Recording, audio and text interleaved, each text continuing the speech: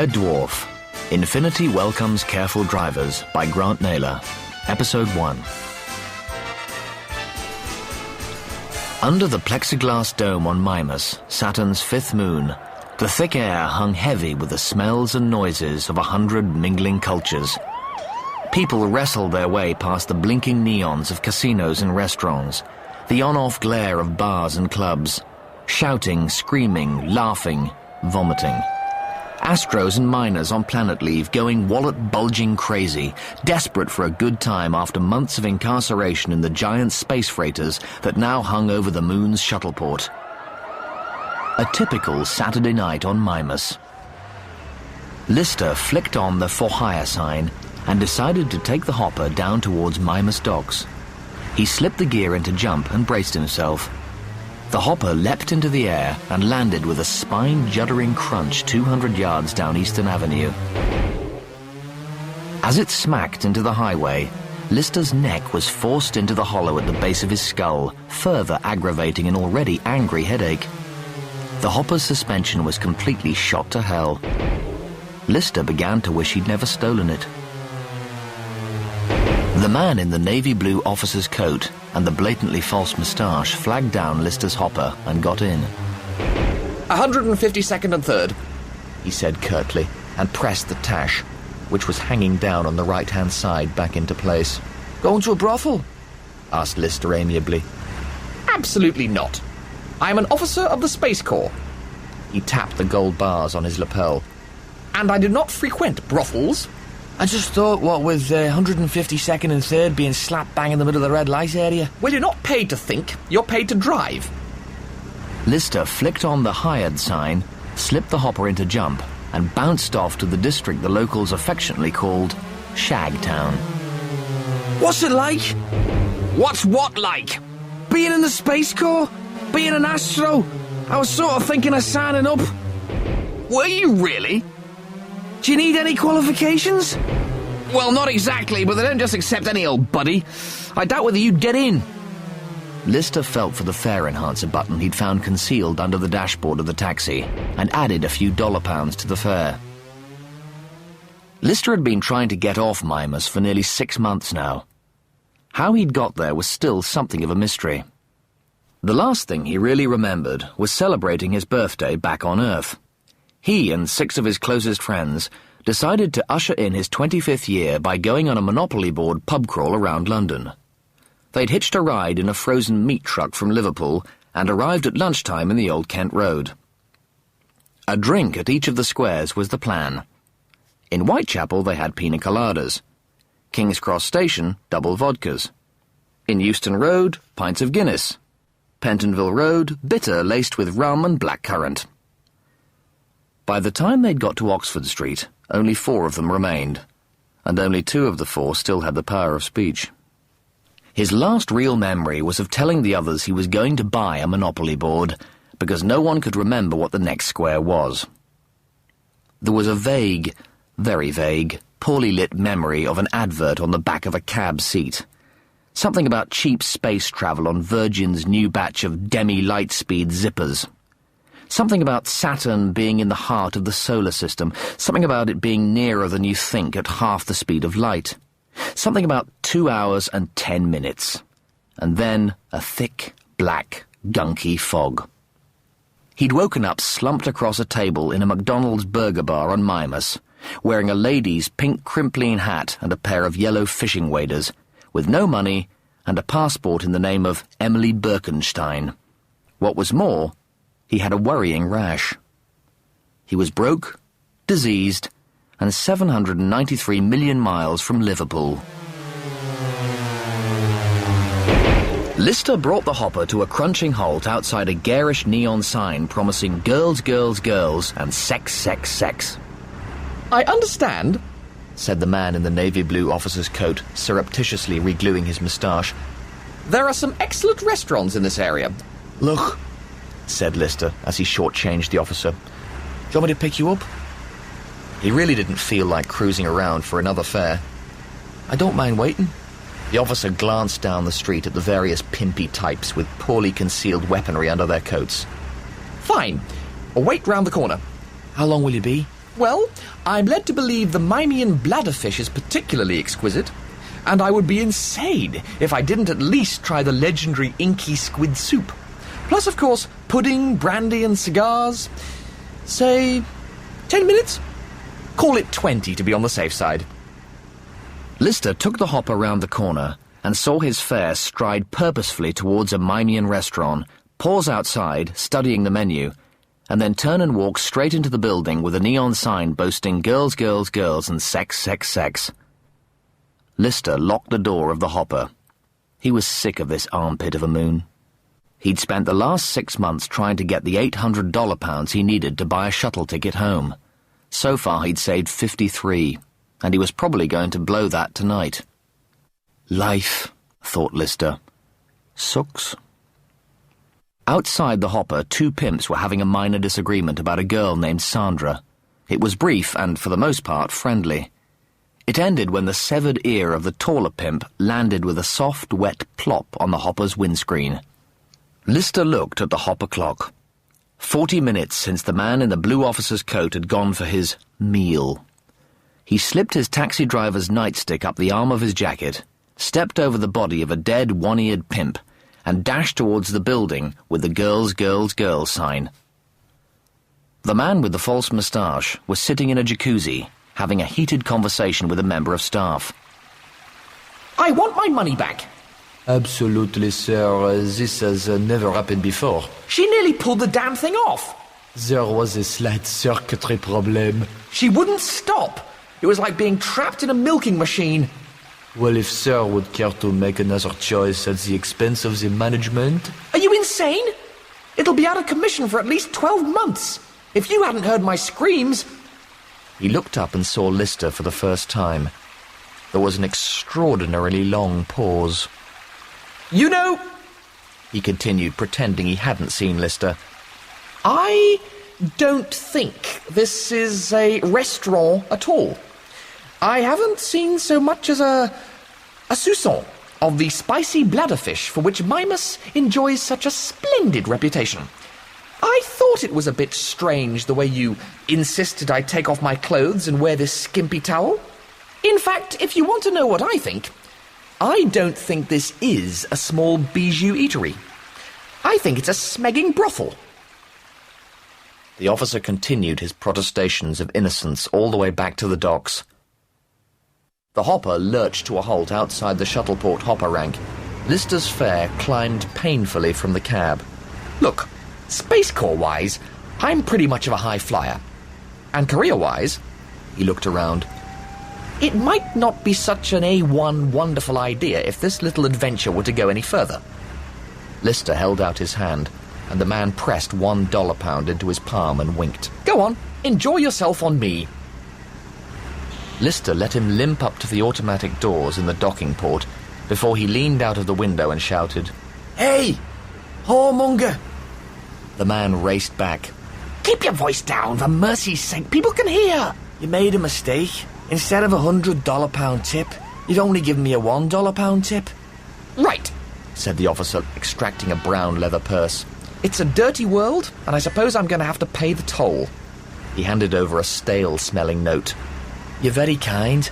Just provided we understand this is the end of the matter. Sure. Nobody crosses Christopher Todhunter and gets away with it. He closed his purse, which was monogrammed Arnold J. Rimmer, BSc, SSC, and walked back across the forecourt. Lister leaned out of the window. See you, Rimmer. Yeah, bye. Surname? David. First name? I told you, David. Your name's David. No, it's David Lister. Caldecott sighed and reached for the Tipex. On a poster on the wall of the newly painted office, 2 crisply uniformed officers, male and female, linked arms and smilingly invited all and sundry to join the Corps and see space. Caldecott Tipexed out David from the surname box on the recruitment form, and in his meticulously neat handwriting replaced it with Lister. Date of birth? Unknown. What do you mean, unknown? I was found. In what way, found? In a pub, under the pool table. In a cardboard box. Caldecott eyed him dubiously. Caldecott spent his entire working day sitting in his immaculately white uniform in the window of the recruitment center, projecting the Space Corps' corporate image, which was white and brave, strong and smiling.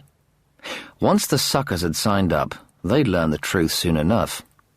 In the meantime, it was his job to be white and brave, strong and smiling. He looked at the object sitting opposite him. 4 or 5 gangly, matted plaits dangled from under the fur-rimmed leather deerstalker atop a podgy face built for a perpetual smile. Short, fat fingers, the nails blotched white from zinc deficiency, scratched at the gap between the top of green, multi-stained combat trousers and the bottom of a T-shirt whose original colour was long lost in the mists of time. Why do you want to join the Space Corps? Lister thought for a moment. I want to visit strange new worlds, to seek out new life and new civilizations, to boldly go where no person has gone before. Caldecott smiled wanly and wrote, "Possible attitude problem," in the comments box. Qualifications? Technical drawing. What level? What do you mean? Master's degree, perhaps? Said Caldecott, almost imperceptibly raising his left eyebrow. PhD, maybe?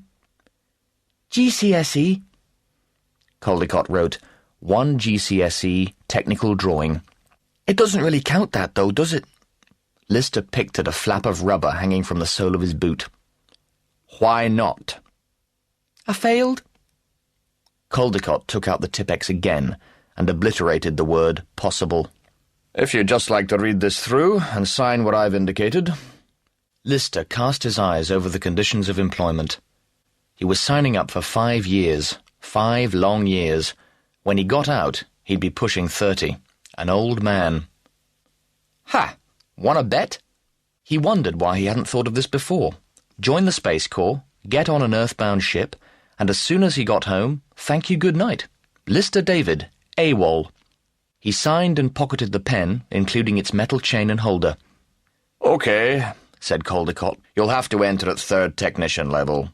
Technician? That's right.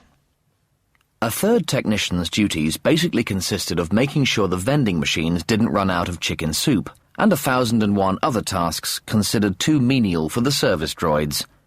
Caldecott didn't feel this was absolutely the best time to put Lister in the picture. Technician, said Lister, putting on a pseudo-swanky voice and glancing up at the white-uniformed officer with a Burt Lancaster smile in the poster. I'm a bleeding technician, don't you know? The shuttle buzzed slowly through the groups of gargantuan space freighters that bobbed in orbit like a bunch of clumsy balloons.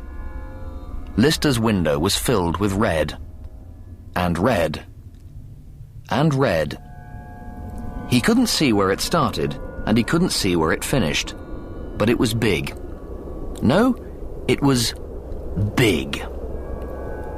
Lister was aware of the hot whiskey breath of the burly astro beside him, who was now leaning over him to share his window. The dwarf, he said in a Danish accent, ripping open another can of Glenfujiyama. The what? Red Dwarf. How big is it? It could eat Copenhagen and have Helsingor for afters.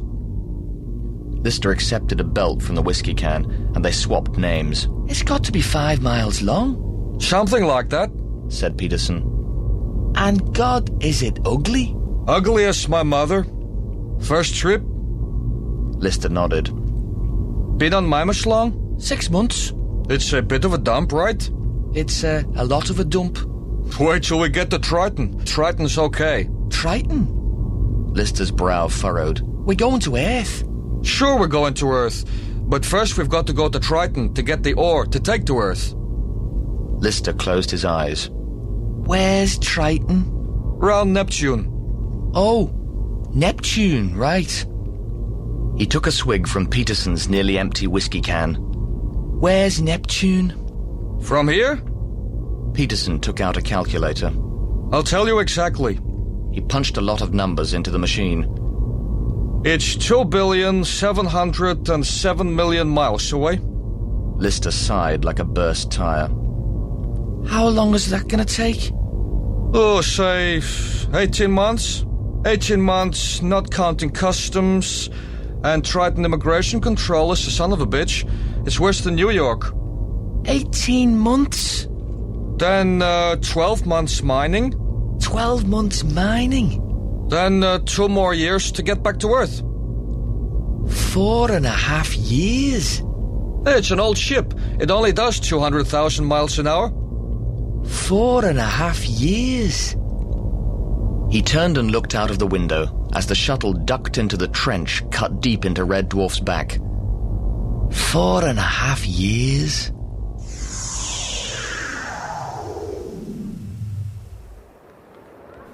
Lister pushed through the crowded docking bay, fighting his way to the intake clearance zone, a now moronically drunk Peterson in tow. High above, dominating the ship's shuttle port, was a monitor screen the size of a football pitch, from which a disembodied head was lugubriously dispensing information. The head was a digitalized reproduction of a balding 40-year-old man with a voice that had a slight East London twang. Lister scanned the various name cards that the Red Dwarf induction staff were holding above the heads of the jostling crowd. Hi, I'm Chomsky. Chomsky Pierre, right? Rogerson ticked his clipboard. Okay, stand there a second. We're still looking for a Burroughs, a Peterson, a Schmidt, and a Lister. I'm a Lister, said Lister. I'm going to be sick, said Peterson. And he was. Exorcist sick.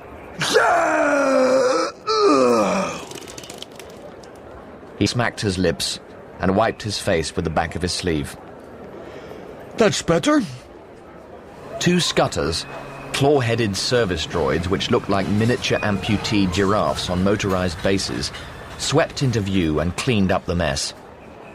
What's that thing? Asked Lister, pointing up to the disembodied head on the monitor screen. Holly, the ship's computer. He's got an IQ of 6,000. You want to ask him a question? Like what? Like anything at all. Rogerson called up to the ceiling. Hey, Holly, this is Lister. The huge eyes rolled down in their direction. I know. Lister David. Date of birth, October 14th, 2155. Qualifications, GCSE, technical drawing. Failed. Rank, technician 3rd class. Ambitions, to visit strange new worlds, to seek out new life and new civilizations, to boldly go where no person has gone before. All right, Dave? A huge eyelid rolled over the digital eye and winked at Lister. Ask him something. Who holds the all-time record for 3-dimensional yardage in a single 0G football season? Jim Bexley Speed. London Jets roof attack, season 74-75. 4,636 square yards in the regular season. And what colour tie was he wearing when he was interviewed by Mark Matheson after Mega Bowl 102? Aquamarine with a diagonal lemon stripe. Brutal! Some 30 minutes later, they boarded the express superlift, which whisked them up to floor 9172, where they were driven down 2 miles of corridors towards the sleeping quarter, Area P. Okay, said Rogerson, showing Lister into his sleeping quarters. Make yourself at home. I'll just go and fix up the other guys. Lister looked round the room which was going to be his home for the next 4.5 years. Dull, gunmetal grey walls reflected his mood. 2 bunk cubicles were carved into recesses in the wall, one above the other. Behind him was a bank of fitted aluminium wardrobes, and 2 steps led down to what was laughingly signposted lounge area, 2 meters square, with a 3-seater reinforced steel settee and a tiny coffee table welded to the floor. Nice, thought Lister. Very homely. The other occupant of the room left very little evidence of his existence. Whatever he did possess was meticulously tidied away. On the wall of his bunk, the lower one, hung a homemade revision timetable in worryingly neat handwriting and an array of startlingly complex colour codes. Beside it were a number of certificates, neatly framed, and a series of cut-out newspaper headlines all along the lines of Arnie does it best, Arnie comes out on top, and Arnold, a living legend. Lister struck a match on the no smoking sign, lit up, and sat down on the metal settee. Nice. Very, very nice. Rogerson came back in. "Oh, David, meet your bunkmate." Behind Rogerson stood a grey-suited technician, tall and rangy, flared nostrils, wide, slightly manic eyes, and a hyperactive, constantly jiggling right leg that always seemed to want to be somewhere else. Even without his false moustache, there was no mistaking the officer who'd hired his hopper. "He's also your shift leader, so he's the guy who'll be showing you the ropes. Lister, this is first technician..." Arnold Rimmer. We've already met. "No, we haven't," said Rimmer, smiling too much. You're a technician. I thought you said you were an officer. "Shut up," said Rimmer, pumping his hand and smiling even harder. On the first morning into space, Lister sat in the lecture theatre with the other 11 members of Z-Shift in his brand-new technician's uniform, which made him itch in 19 different places. The rest of the previous morning and the whole of the afternoon had been a long process of multifarious humiliations. IQ tests, genetic fingerprinting, hand-to-eye coordination work. Then finally, they'd all been marched like a serpent of schoolchildren down to the computer decks, where they'd each had their personalities recorded for storage in the hologram library. Lister had sat in the suite, a metal skull cap bolted to his head, while his every memory and personality trait had been logged onto a depressingly small computer slug. His entire life, his whole personality copied and duplicated on a piece of computer hardware the size of a suppository. The lecture theatre hatchway breezed open, and Rimmer clicked up to the podium in boots so brightly polished you could see infinity in them. The previous evening in the sleeping quarters, no mention had been made of the incident in the brothel. In fact, Rimmer had played the part of a man who'd never met Lister before very credibly indeed. Lister spent the evening trying to take advantage of the fact that he now had a proper bed, of sorts, for the first time in 6 months. Meanwhile, Rimmer sat at his slanting architect's desk and whiled away the time until lights out, reading a book called How to Overcome Your Fear of Speaking in Public. Rimmer gripped the podium tightly, the inside of his wrists pointing out towards the new intake, a trick which his book told him would make his audience trust him, and began his speech to Z-Shift. "My name is Arnold J. Rimmer. You will call me Sir, or First Technician. I am your shift leader. This is my very first command, and I don't intend it to be my last. What I do intend is for Z-Shift to become the best, the fastest, the tightest, the most efficient routine maintenance, cleaning and sanitation unit this ship, or any other ship in the Space Corps, has ever seen." He paused. Silence. The book said silence could be as effective as speech. Use silence, it urged. Rimmer stood there, being silent. Enough silence, he decided. More speech. "When we do something, we do it fast, and we do it right." More silence. No, this was a dumb place to have silence. It just made him look like he'd forgotten what he was saying. "This ship is 3 miles wide, 4 miles deep, and nearly 6 miles long, but..." He paused again, a most excellent and petite silence, he congratulated himself. "If anywhere on it a vending machine so much as runs out of chicken soup, I want a member of Z-Shift to be there within 4 minutes. More silence. The best silence yet. "You used to think your mother was your best friend. Not anymore. From now on, your best friend is this." He held aloft a 3-foot-long metallic tube with a very twist grip and 7 detachable heads. "It's called a sonic super mop. It washes, it steam cleans, it mops, and it vacuums. And from now on, it never leaves your side. Wherever you go, the SSM goes with you. You work with it, you eat with it, you sleep with it. The new members of Z Shift exchanged glances. Rimmer gave them another shot of silence. It had gone well, he thought. Nice, pointy speech. Some good silences. No, some great silences. Lister stood up and snapped a salute. Sir, permission to speak, sir? Permission granted. Sir, Yes, Lister? is it possible to get a transfer to another shift, sir? Why? Well, with respect, sir, I think you're mentally unstable. Sit down. Rimmer shook his head. There's always one, isn't there? One wag, one clown, one imbecile. Yes, sir. But he's not usually in charge, sir. Red Dwarf, Infinity Welcomes Careful Drivers, was written by Grant Naylor and performed by Chris Barry. Additional music and effects were by Nick Graham. Technical presentation by John Etchells. Produced by Chris Wallace.